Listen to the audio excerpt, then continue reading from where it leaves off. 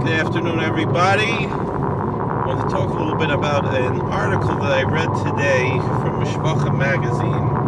Rabbi Moshe Grylack or Grylack, I'm not sure how it's pronounced. Mishpachah Magazine, which is a weekly Jewish glossy magazine, which I would say on the spectrum falls between the right wing of modern orthodoxy to the left wing of the Perfidy community. It's kind of where it falls. Something like Lander College is probably, and maybe a lot of people in Flatbush, young Israel today is not young Israel what it used to be, 50 years ago. Maybe kind of young Israel type of crowd would fit in there, because young Israel is more to the right than it used to be, and in the yeshivish world, the more liberal yeshivish world, maybe Chavetz Chaim Berlin, not necessarily for the brisker or more extreme Lakewood crowd. In the Hasidic world, maybe more for Ger, Kloisenberg, not necessarily for Satmar, Kaldasarin. However, that's not to say that people in Lakewood and Williamsburg are not reading Mishpachah Magazine. They are. Especially women read it. Sometimes to the chagrin of their husbands. I've heard stories like this, Rabbanim, who are upset that their wives are reading Mishpachah Magazine. These type of stories that you hear in the Williamsburg crowd. But it is what it is. But this being said, they do have a pretty fair presentation, but it certainly is in support of Zionism. Just to be honest, who they are, it's definitely not an anti-Zionist publication, although they will, certainly publish things that are positive about the Satmar community, as is being more and more popular in the yeshivish world, and particularly, respect for the old Satmar certainly, and they've had articles about Satmar Rebbes, the current Rebbes of Satmar, and so forth, which are interesting for people to read, because people are more open-minded for Hashem, which is good. Obviously, Israel is always a good thing.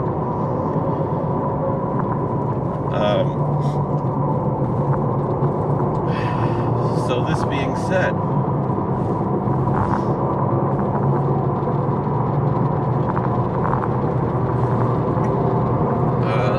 so there's an article, an editorial by Rabbi Grylack, where he said, yes, I did read Perfidy, and it bothered me, and so forth. And in the article, he's, basically it's been a back and forth dialogue between various people writing into Rabbi Grylack. Maybe I'll send this video to him respectfully, and I respect my elders for sure. Well, the introduction is, I don't know who my audience is watching these videos. Some people I know personally, some people I don't. And I try to, explain things. And I'm sorry my car makes so much noise, but this is really the only time I have to make videos is when I'm driving. And I do a lot of driving, not as much as I used to, even though, now I'm working 6 days a week I'm working. So I used to drive 3 hours, 3 days a week. Well, I guess I'm driving more than I was. I was driving, so that was 9 hours of driving. It's less mileage that I'm driving, because these country roads, which are really beautiful, I can't drive quite as fast, although people still do. But even if you drive really fast, it doesn't really make up that much. So, you save 5 minutes, something, it doesn't really save that much as far as the commute. So as far as mileage, I guess I'm putting less miles on, or about the same. And as far as hours, I'm putting in more hours, because I'm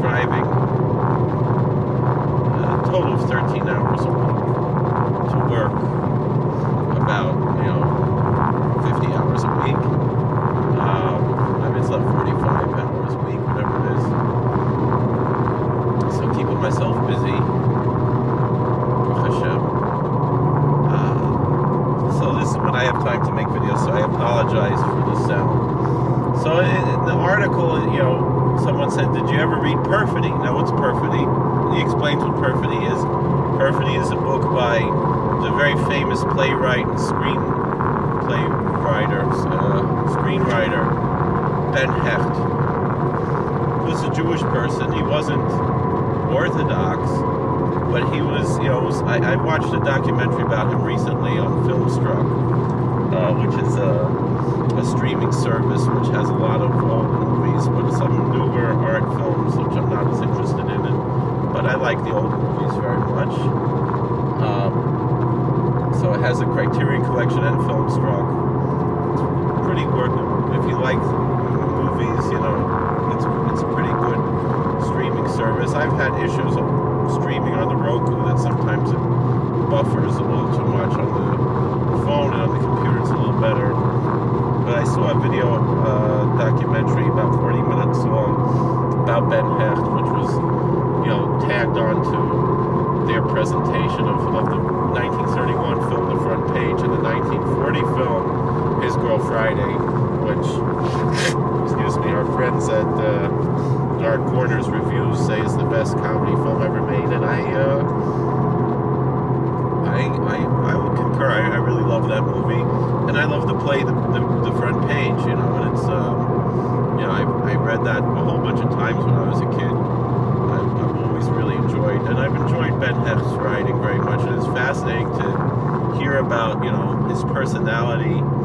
He's a very gritty, rough person who is not by his,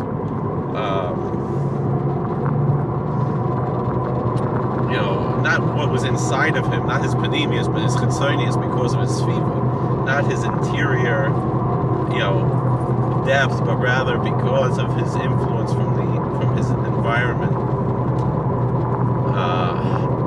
And if you watch the Front Page, you see guys like Ben Hecht, these rough around the edges, newspaper men, and that's who he was. And he was a Zionist, but he was a right-wing Zionist, and so he's right. He wrote the book Perfidy against the left-wing Zionists. But of course, the anti-Zionists love the book Perfidy because it's against the left-wing Zionists.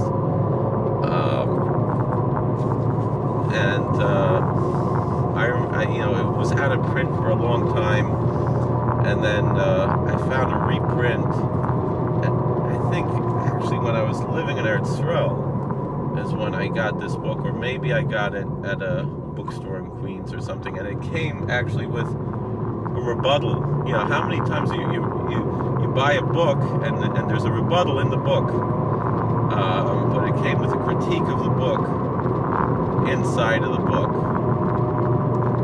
So where they said, I don't know what Bible he's reading, but what is he writing about a blonde from the Psalms? That was part of the critique that was printed together. I don't know where my copy is. I don't know that I ever actually read the book. I was just more excited to have it because it's so hard to come by. Now it's a little bit easier to come by than it used to be, but it was banned in Israel for a long time, and even in America it was very, very difficult to get one's hands on. And Rabbi Grylack says, yes, Perfidy shows how evil the left-wing Zionists were, but so what? That doesn't reflect on the state of Israel today. And so his argument is that, for a Sabra to go and protest, they're beating a dead horse. That we're talking, Sabra is bringing up issues from 70 years ago, 80 years ago, and he is talking about what's going on in Israel today. And he goes on to point out, many people from secular communities getting closer to Torah, studying Torah, making, lists of siyumim, of, completions of tractates of the Talmud and biblical studies and studies in Maimonides and so forth.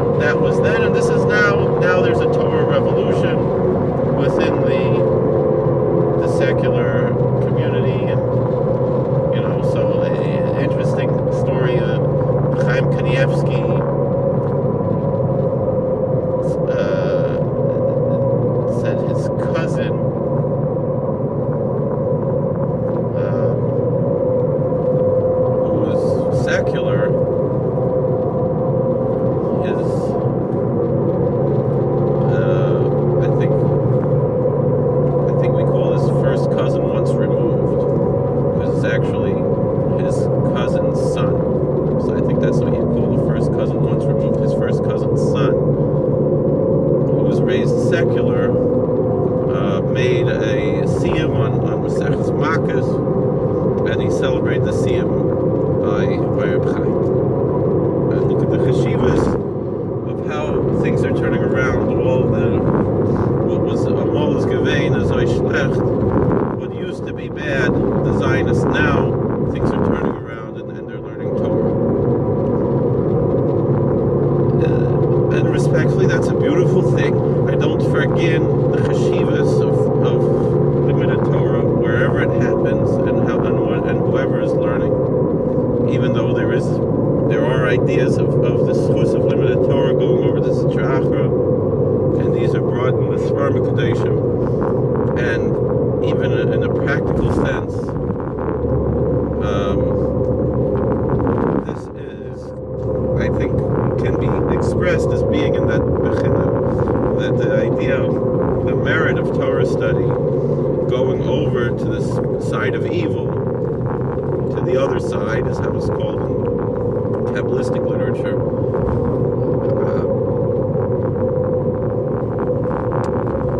In a practical sense, it doesn't necessarily have to mean something spooky and mystical. It's very practical. Very, very practical, because look at this. Look at how people are saying, in a simple, practical, rational way, people are justifying Zionism because look at all of the Torah study. So whether it's the Torah study of the B'nai Torah who are living in Eretz Yisrael and learning there, and so the state of Israel receives not only in an esoteric sense of suchus, but they are, people saying, look at all, it's a form of bribery in a sense. It is because what is the issue of Zionism? And so look, the people who weren't religious, they're coming back to religion and they're learning Torah, and look how beautiful that is. Yes and no, because the issue of Zionism is not that they're not religious. It's not the issue. It's an issue, but it's not an issue. The real issue is that that Zionism is sekanas nefashos. That the problem is bloodshed, violence, death, casualties. 20,000 Jewish casualties, probably more by now, since 1948. Jews who were killed in wars and terrorism, who would still be alive today if there wasn't the state of Israel to cause there to be wars.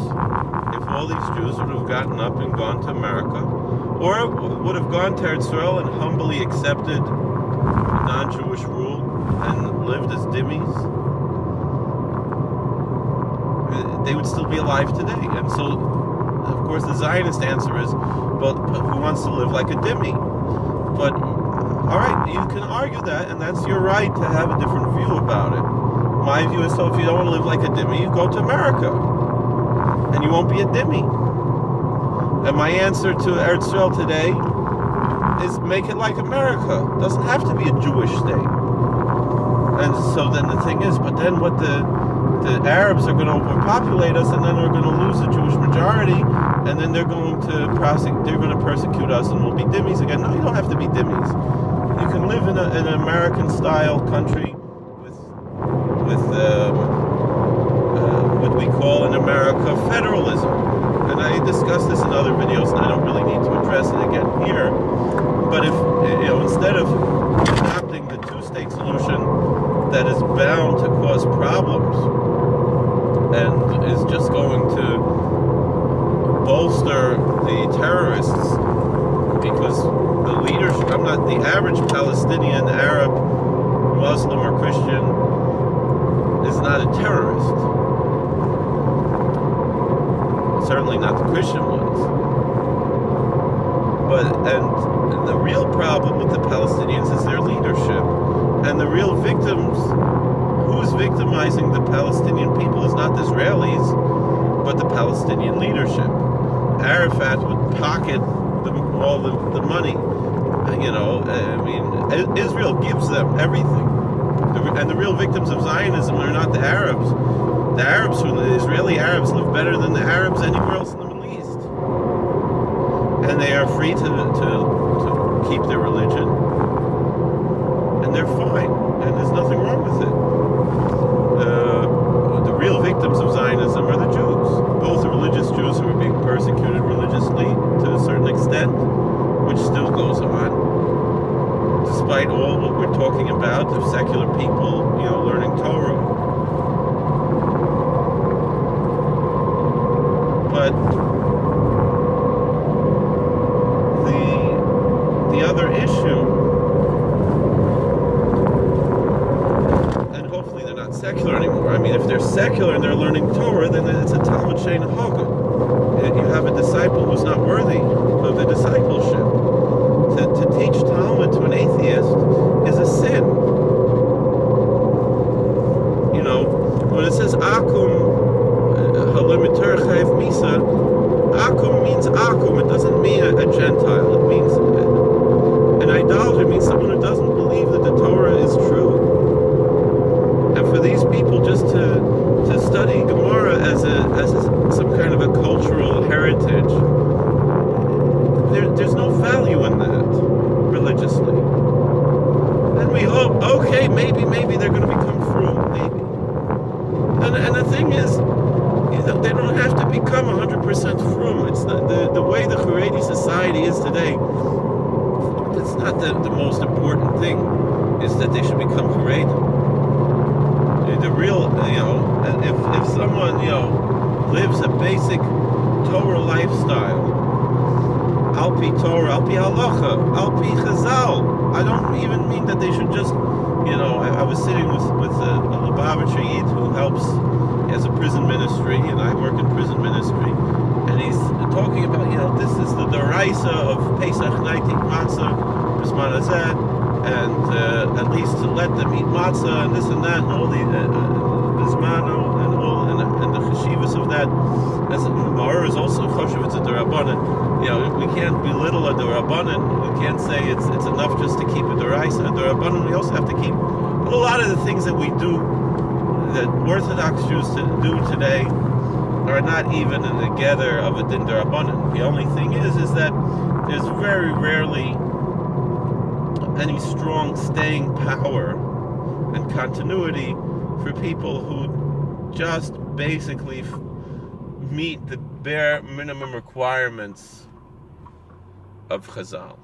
There sometimes there is, but for the most part, you see the people, let's say, because the truth of the matter is, although it's not as true as it used to be, but for the most part, it's still true. Most of what is conservative Judaism is Al-Pi Chazal. It's getting worse, but 99% of what they teach, you can find some way to give a heter. But the problem is that the next generation are not going to keep it. Is it good enough? Yes, it's good enough. Is there really anything technically wrong with a lot of the things that conservatives do? No. It's just something we don't do. It's, but you can find a source usually, and it's something they care about. Their rabbis, they'll find whether in Chazal, Rishonim, Achronim, and they'll find some way to say that what they're doing is okay. And they're saying it's for the sake of saving Klal Yisrael from total assimilation. But the problem with that is that if Chazal isn't worth saving, if the Klal Yisrael isn't savable, it's not worth saving. It's not our job to maintain the continuity of the Jewish people. I personally believe that's up to God, and God can handle that himself, and he doesn't need our help. And I think, our community, the Haredi communities, live like that. They're not living in a way of saying, what is, they're not worried about continuity. In fact, they're so successful that they're doing great, and they're really essentially. This is going to come back a little bit to what I was talking about Perfidy and Ben Hecht. In this documentary I saw about Hecht, they said he would be considered today a right-wing libertarian, and I think it's true. And that's an essential issue about Israel, is that Israel is not a libertarian society. Liberty is not, they always say that Israel is only a democracy on election day, and democracy is not liberty either. You can't to go and vote for totalitarianism is why we are not a democracy. America is a republic with democratic elements,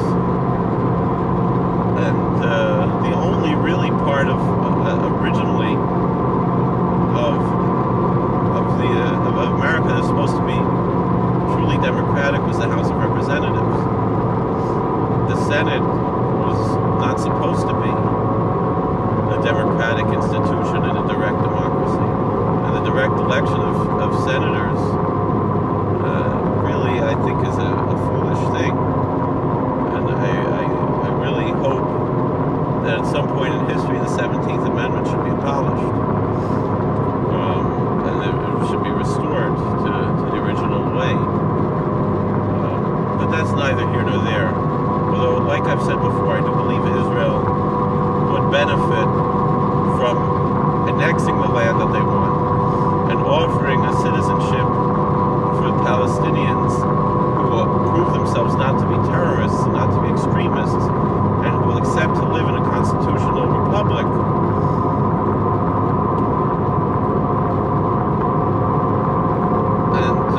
And I think that would be the solution to Israel's problems. And the thing is, it would no longer be a Jewish state, which would solve the problems.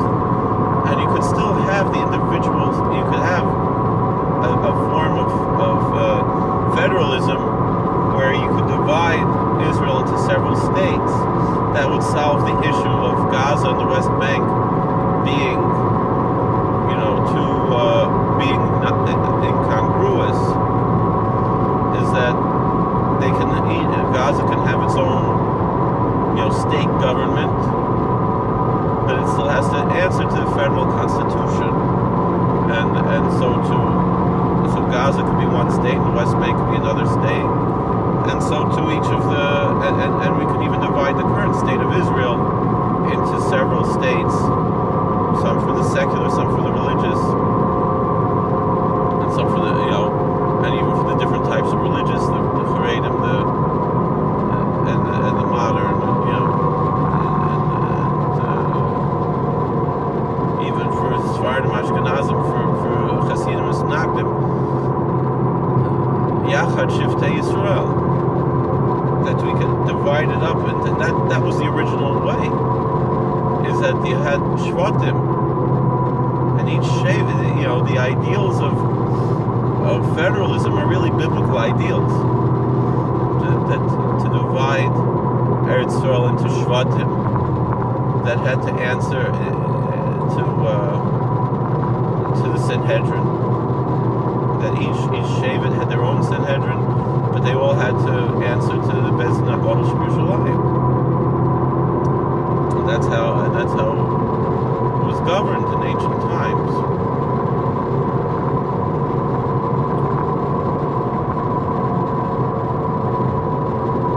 But this being said, let's move on. Rabbi Grylack, my answer to him is like I said, 20,000 Jews killed since 1948. All of the Torah in the world isn't worth one Jewish life. The basic idea of Judaism is pekuach nefesh, is that you're only allowed to give yourself in martyrdom for the Gimel Chamuras and in certain other issues of Kiddush Hashem Barabim.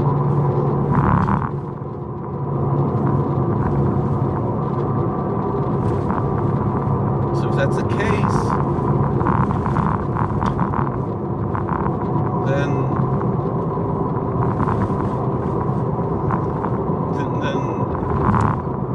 what right do we have to let Jewish kids be killed in wars and to provoke terrorism by our very presence in Eretz Yisrael as a Jewish state? If we would have accepted Me Too, it would be a different story.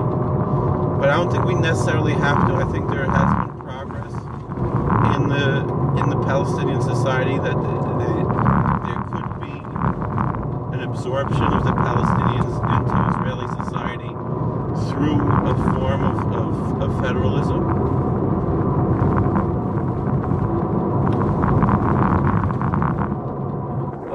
And the occupation by annexation, because the reason it's occupation because there's never been annexation.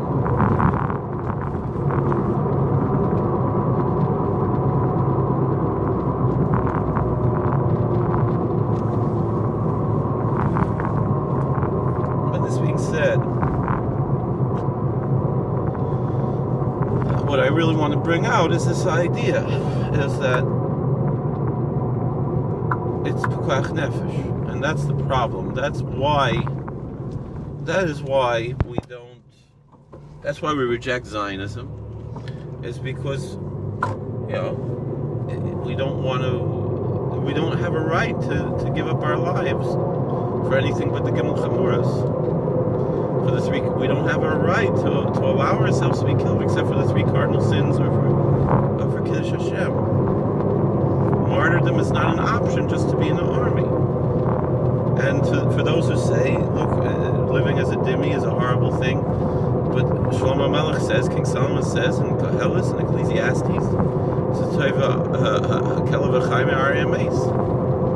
it's better a living dog than a dead lion. And so it's better a living dhimmi than a dead soldier. And I would go so far as to say, when these soldiers get killed, I would much rather see them alive, drinking beer with their friends. Even their Michal Shabbos, I don't care so much. It's better they should be alive than they should die for the state of Israel. What do they gain by that? What? There's no mitzvah in that. Go live in America if it's too dangerous, or give up this whole idea of a Jewish state, and then the Arabs will stop killing us, because it's not that Arabs don't hate Jews, but they're opposed to the idea of a Jewish state because they have an idea of Dar al-Islam or whatever it is. And this is the real issue. And so what does Perfidy have to do with this? And the answer is, everyone says, no, look, the state of Israel, if there would have been a state of Israel during the Holocaust, all those Jews would have been saved. It's not true. Because why? Megalgalim schus al yedei zakai, megalgalim choiv al yedei chayav.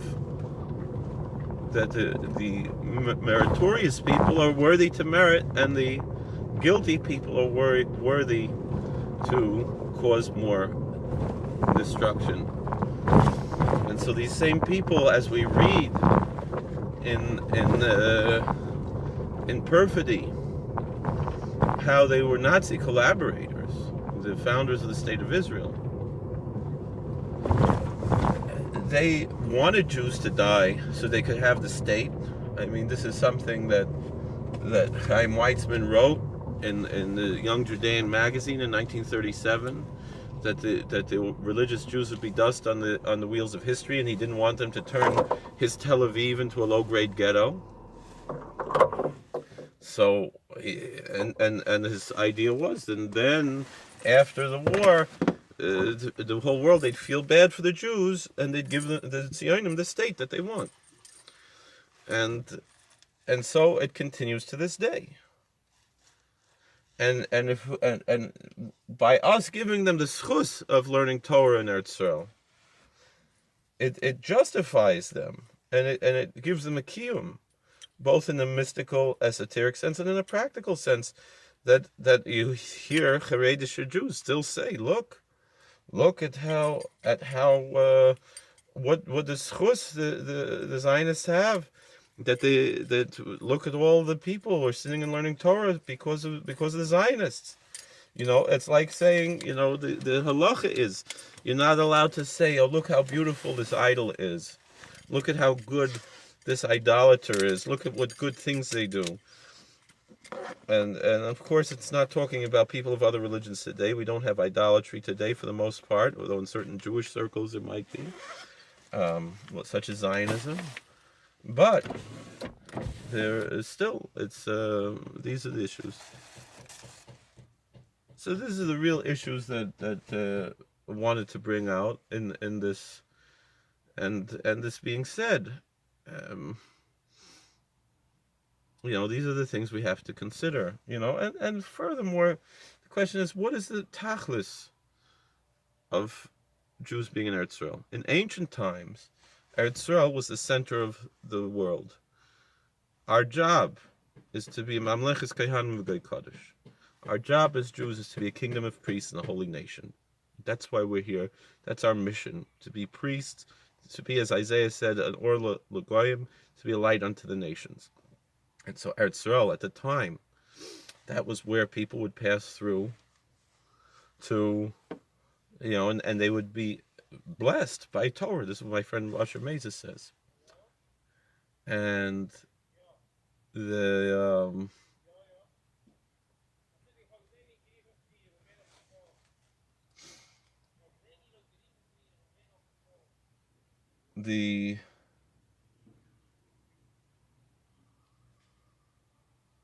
issue, though, is that so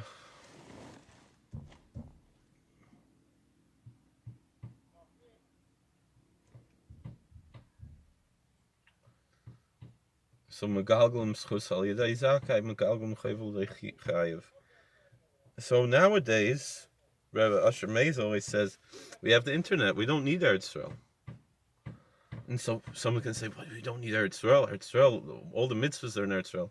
The mitzvahs of Eretz Yisrael are more of a chayiv to most people, because if you don't know what you're doing, you're gonna be insulting Eretz Yisrael. And so that's why we're supposed to wait for Mashiach, because the Mishnah says in Pirkei Avos, Golus Bala Olam al Shmitas Haaretz, and it's really beferish in Chumash. It's Oz Tirtzes Haaretz Shabsei Seha, that every Shemitah year that goes by, and that there are Jews living in Eretz Yisrael and insulting the Shemitah year and defiling and desecrating Eretz Yisrael, this one more year we're going to have to be in Golus. So the very fact that Jews are in Eretz Yisrael today is causing Golus to be longer. And that's what the Gemara says, Ein ben David ba ad shetichl malchus azulis Yisrael. We're not allowed to have a Jewish government, and Mashiach will not come as long as there's a Jewish government.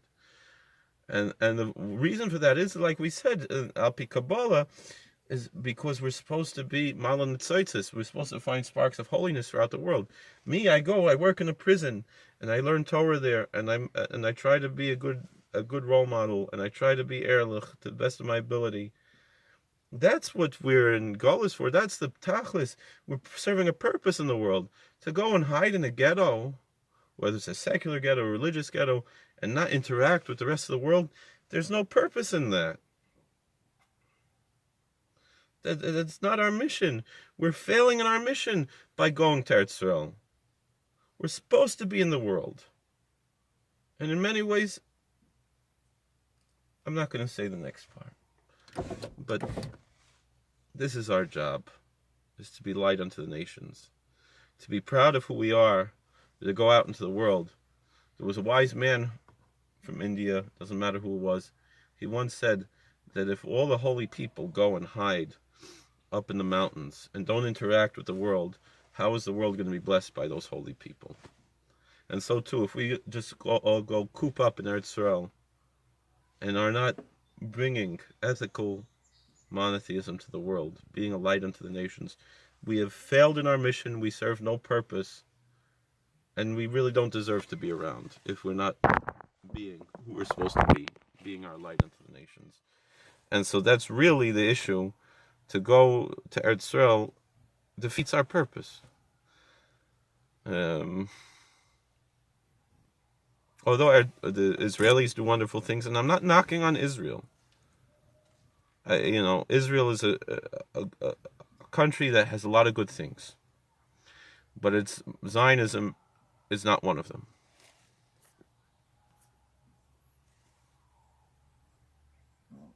Did I lose this whole video now because I plugged in the phone? No.